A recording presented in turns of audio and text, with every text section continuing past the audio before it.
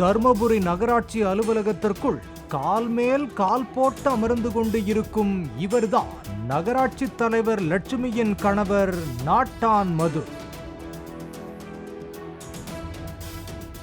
தர்மபுரி நகராட்சி பகுதியில் உள்ள இந்து சமய அறநிலையத்துறைக்கு சொந்தமான இடத்தில் தற்காலிக கட்டிடம் கட்டுவதற்கு ஒப்புதல் பெற சென்றவர்களுடன் ஏற்பட்ட வாக்குவாதத்தால் அவர்களை நோக்கி அடிப்பது போல சென்றதால் எதிர்த்தரப்பினர் சுத்து போட்டதால் நாட்டான் மது சிக்கிக் கொண்டார்.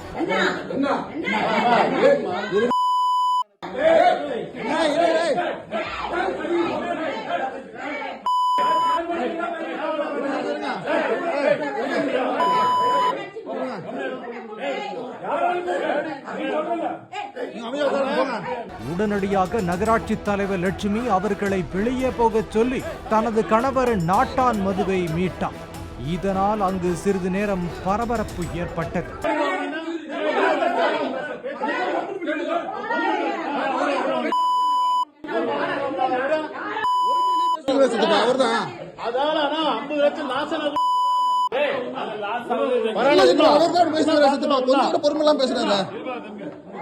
சம்பவம் தொடர்பாக காவல் நிலையத்தில் புகார் அளித்திருப்பதாக தெரிவித்த லட்சுமி தன் கணவர் மீது தாக்குதல் நடத்தியவர்கள் யார் என்றே தெரியாது என்றார்.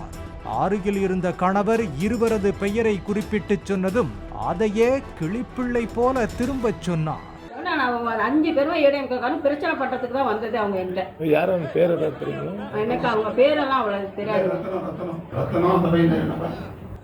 ஒரு ஆள் பேர் ரத்தனம், முன்னாள் ஆள் என்னமோ சொன்னாங்க. என்ன பிரபு, இன்னும் 2-3 பேர் தெரியாதுங்க சார். பேஸ் கொடுத்துருக்கிறோம்.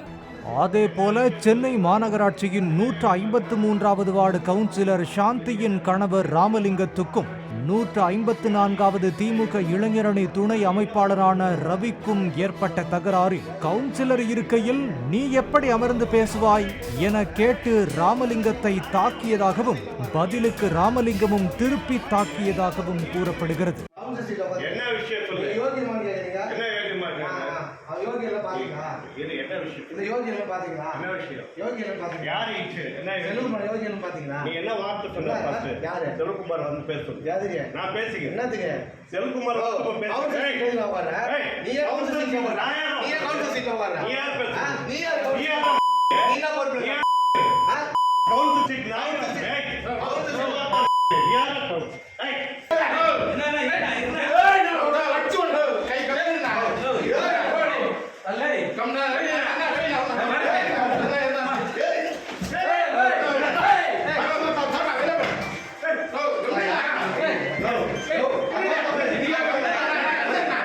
இருவரும் திமுகவை சேர்ந்தவர்கள் என்றும் ராமாபுரம் பகுதியில் புது வீடு கட்டும் உரிமையாளர்களிடம் கட்டிங் வாங்குவது தொடர்பாக இருவருக்கும் தகராறு ஏற்பட்டதாக கூறப்படும் நிலையில் இந்த சம்பவம் தொடர்பாக போலீசில் புகார் ஏதும் அளிக்கப்படவில்லை.